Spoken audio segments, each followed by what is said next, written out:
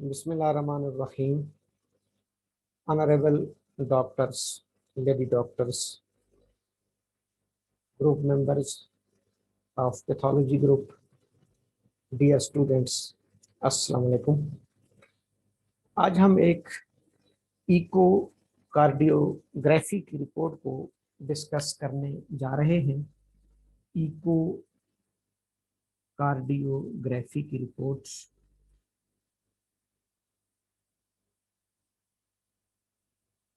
एक साल का बच्चा है और उसकी इको कार्ड में अभी आपके साथ शेयर करता हूँ। इको कार्डियोग्राफी की गई और उसमें क्या क्या एबनॉर्मेलिटीज पाई गई, क्योंकि अक्सर ये रिपोर्ट्स हमारे पास आती रहती हैं।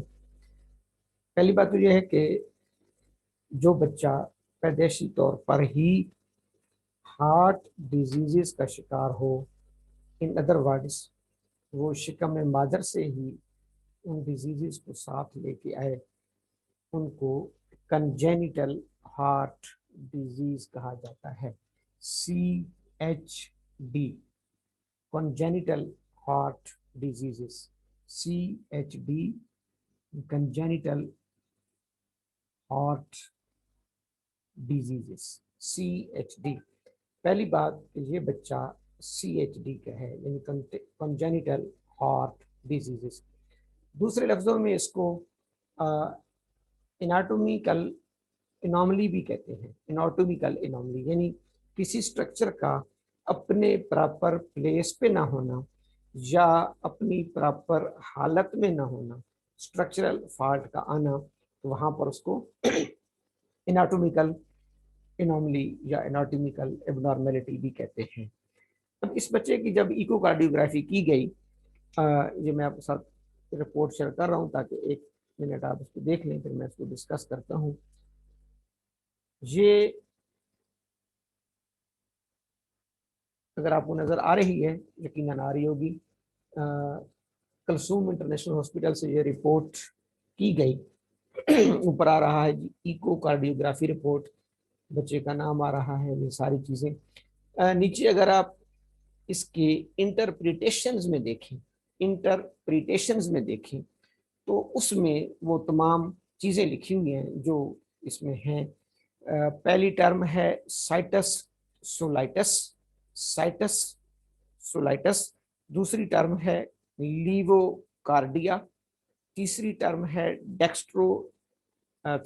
है एवी प्लस VA कंकोर्डम, चौथी टर्म है PFO स्मॉल ASD और पांचवी टर्म है माइल्ड PVS।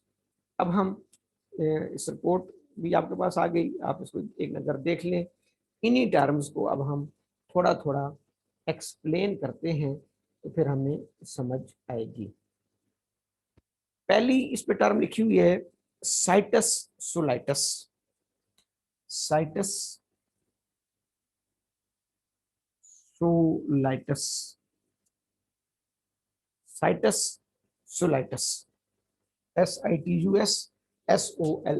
ये इकोकार्डियोग्राफी या रेडियोलॉजी कह लें, इमेजेस की एक जुबान है, एक टर्म है। जब भी ये टर्म आपके सामने डॉक्टर साहबान आएगी, इसका मतलब होता है कि चेस्ट के अंदर और एब्डोमेन के, बिलखसूस चेस्ट केविटी के जितने भी ऑर्गन्स हैं, लंग्स हैं, हार्ट है, बाकी रिब्स हैं, वो तमाम प्रॉपर अपनी अपनी पोजीशन पे हैं और कैविटीज के अंदर हैं। तो उसके लिए लफ्ज यूज होता है साइटस सोलाइटस। यानी इसको हम नॉर्मल तस्वर, अगर ये लफ्ज आपको मिल जाए कि साइटस सोलाइटस पोजीशन है, इसका मतलब है कि नॉर्मल, यानी तमाम स्ट्रक्चर्स चेस्ट कैविटी में, तमाम स्ट्रक्चर्स अपनी अपनी anatomical position, natural anatomical position में ही फॉल कर रहे हैं और उनमें कोई एबनॉर्मेलिटी नहीं है। तो इसको कहते हैं साइटस सोलाइटस। मेन ऑर्गन्स तमाम अपनी जगह पे ठीक है। अब इसके साथ दूसरी टर्म है लीवोकार्डिया। इसके साथ जो दूसरी टर्म है वो है लीवोकार्डिया। लीवोकार्डिया, LEVOCARDIA, लीवोकार्डिया। लीवोकार्डिया का मतलब ये होगा कि इस बच्चे का हार्ट एग्जैक्ट लेफ्ट साइड पे अपनी नॉर्मल पोजीशन पे है। छोटे छोटे लफ्ज हैं, इंशाल्लाह एक दफा हम इसको याद कर लेंगे। तो ये रिपोर्ट्स बार बार आपके पास आती हैं। Levocardia, LEVOCARDIA, levocardia, it means के situation of the heart at left side at proper space, proper position, proper position पर। यानी मैं और आप, मेरे ख्याल में आप भी लीवोकार्डिया में होंगे, मैं और आप इस वक्त हम लीवोकार्डिया में हैं, क्योंकि हमारा हार्ट लेफ्ट साइड पे और जो उसकी नेचुरल एनाटॉमिकल पोजीशन है वो उसी में वाक़या है। इसके इसमें तो वो लफ्ज नहीं है, ये तो क्योंकि बच्चे का हार्ट लेफ्ट साइड पर ही है और अपनी प्रॉपर जगह पे है। इसके अगेंस्ट जो आपको लफ्ज मिलेगा वो मिलेगा डेक्स्ट्रोकार्डिया, डेक्स्ट्रोकार्डिया, डेक्स्ट्रोकार्डिया। लीवोकार्डिया नॉर्मल है, लीवोकार्डिया जो है ये नॉर्मल है, डेक्स्ट्रोकार्डिया एनोमली है।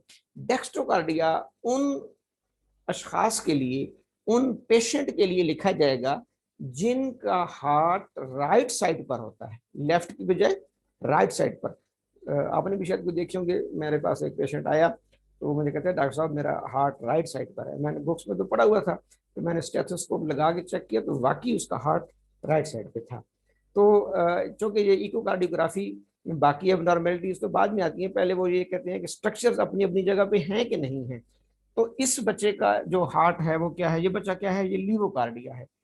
हो सकता है कभी कोई ऐसा केस आपके पास आ जाए कि जिसका हार्ट राइट साइड पे हो, तो फिर यहाँ पर आपको जो टर्म मिलेगी वो मिलेगी डेक्स्ट्रोकार्डिया, डेक्स्ट्रोकार्डिया, यानी heart situated in right portion of the chest, chest के राइट पोर्शन में होगा तो वो एनाटॉमिकल एनॉमली कहलाएगी।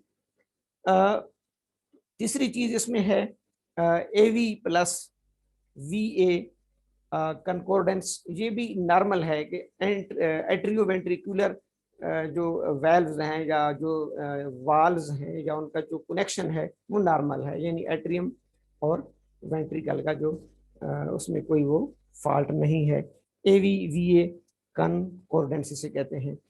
इसके बाद जो अगली चीज है वो एबनॉर्मेलिटी में आती है। बेसिकली जो इस बच्चे का फॉल्ट है वो ये है PFO,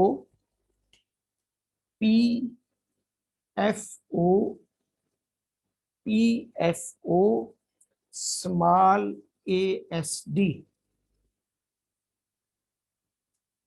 PFO small ASD। PFO से बनता है patent foramen ovale, patent foramen ovale. ये फोरामेन ओवेल एक स्ट्रक्चर होता है, जब हम शिकम मादर में कोई शख्स होता है, बच्चा होता है, तो उस वक्त चूंकि सर्कुलेशन और तरह से हो रही होती है, कार्डियक सर्कुलेशन, फीटल सर्कुलेशन और तरह से हो रही होती है, क्योंकि उसके पास अपने लंग्स नहीं होते, वो मां से ऑक्सीजन ले रहा होता है। उसके लिए कुदरत कुछ स्पेशल स्ट्रक्चर बनाती है, special ductus venosus, ductus arteriosus, sinus venosus, और ये चौथा स्ट्रक्चर होता है फोरामेन ओवेल, फोरामेन ओवेल। ये एट्रियम और वेंट्रिकल के दरमियान होता है और इसको near to the birth and immediate after birth इसको क्लोज हो जाना चाहिए, बंद हो जाना चाहिए। मैं समझाने के लिए अगर ऐसे हार्ट बनाऊं, ये तो ये जो राइट आपका राइट एट्रियम है और लेफ्ट एट्रियम है, राइट एट्रियम और लेफ्ट एट्रियम, इसके दरमियान ये जो है वो फोरामेन ओवेल होता है।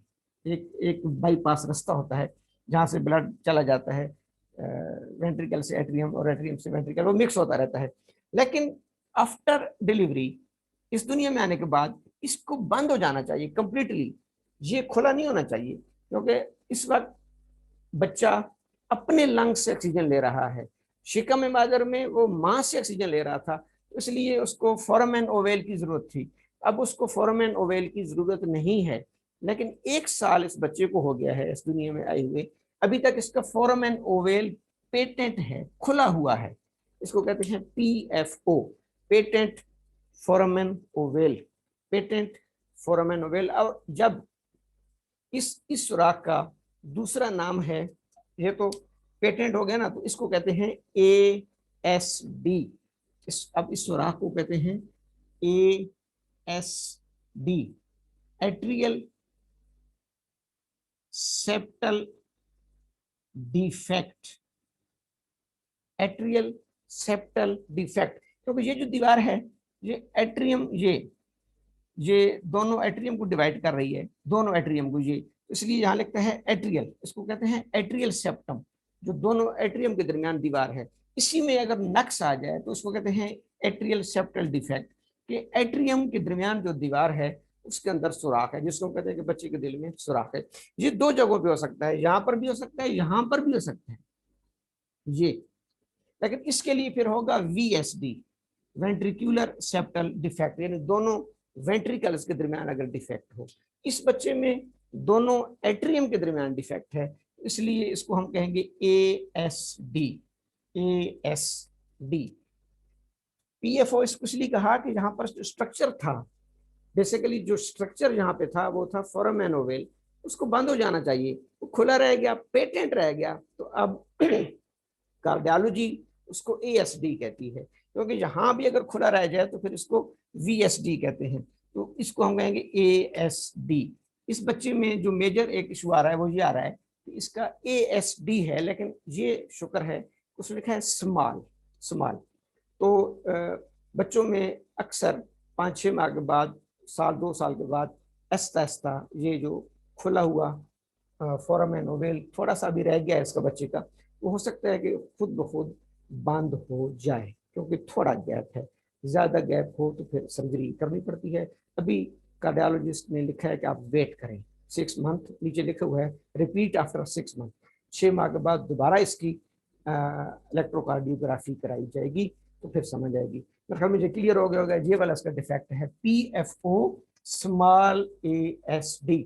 इससे ये होता है कि इसका oxygenated blood oxygenated blood mix up हो रहा है डीऑक्सीजनेटेड के साथ, और डीऑक्सीजनेटेड मिक्स हो जाता है ऑक्सीजनेटेड के साथ, तो बच्चे का चेहरा नीला हो जाता है, हाथ पांव नीले हो जाते हैं। जो सिम्टम्स भी यही आ रही हैं, साइनोसिस जिसे हम कहते हैं, साइनोसिस, CYNOSIS, साइनोसिस, साइनोसिस। चौथा जो इसका छोटा सा प्रॉब्लम है वो है माइल्ड PVS, माइल्ड, माइल्ड भी पहले दर्जे को कहते हैं, माइल्ड PVS, माइल्ड PVS। उसने लिखा है MPVS, M यानी माइल्ड PVS। ये भी अगर मैं इसको हार्ड कहूं तो ये जो राइट वेंट्रिकल है, ये ब्लड देता है पल्मोनरी ट्रंक को, पल्मोनरी ट्रंक। यहाँ पर जो वेल्व लगा हुआ होता है, यहाँ पर जो वेल्व होगा उसको कहते हैं पल्मोनरी वेल्व्स, ये pulmonary valves, PV, pulmonary valves, क्योंकि ये पल्मोनरी ट्रंक को ब्लड सप्लाई करता है। राइट वेंट्रिकल अपना ब्लड किसको देता है, पल्मोनरी ट्रंक को, और फिर आगे से पल्मोनरी आर्टरीज लंग्स में लेके जाती हैं। इस वेल्व को कहते हैं पल्मोनरी वेल्व्स। ये वेल्व्स थोड़ा तंग है, तंग, तंग के लिए पैथोलॉजी में स्टीनोसिस, स्टीनोसिस, स्टीनोसिस, इसमें लिखा है कि PVS, पल्मोनरी वेल्व स्टीनोसिस। 2 इस बच्चे के डिफेक्ट हो गए, एक ASD, patent, patent foramen ovale जिसे हमने कहा PFO या ASD, और दूसरा माइल्ड पल्मोनरी वेल्व स्टीनोसिस, यहाँ थोड़ा सा वेल्व तंग है। लेकिन अभी उन्होंने कहा है कि आप 6 मंथ इसका वेट करें, 6 मंथ के बाद दोबारा इसकी जो है वो इकोकार्डियोग्राफी करेंगे तो रिजल्ट सामने आएंगे। इसमें होम्योपैथिक पॉइंट ऑफ व्यू से अगर हम देखें तो इसका जो मियाज़मेटिक बैकग्राउंड है वो सिफिलिस है। हमेशा सिफिलिस अगर पेरेंट्स में है तो उनके बच्चों की एनाटॉमिकल एनॉमली आएगी, स्ट्रक्चरल डिसफंक्शन, क्योंकि सिफिलिस मियाज़म स्ट्रक्चर पे अटैक करता है, स्ट्रक्चर को डिस्ट्रक्शन करता है। अब चूंकि स्ट्रक्चरल फॉल्ट है तो इसमें हम सिफिलिनियम को याद रखेंगे। एक और हमारी अच्छी मेडिसिन है लैरोसोरोसिस, लैरोसोरोसिस, लैरोसोरोसिस, LAUROCER। अगर आप डॉक्टर बोरिक रेमेडी का जो कोई इंग्लिश वाला पढ़ेंगे तो उसने पूरा लिखा है कि इसमें वेल्व्स का प्रॉब्लम हो सकता है, इसका भी हो सकता है, मेट्रल वेल्व्स का भी हो सकता है। और उसमें उसने बाकायदा लफ्ज ये लिखा है जो मैंने अभी लिखा था, साइनोसिस, कि बच्चा नीला हो जाता है और बच्चे का ऑक्सीजनेटेड और डीऑक्सीजनेटेड ब्लड आपस में मिक्स हो जाता है। तो ये मुख्तसर सी डिस्क्रिप्शन थी।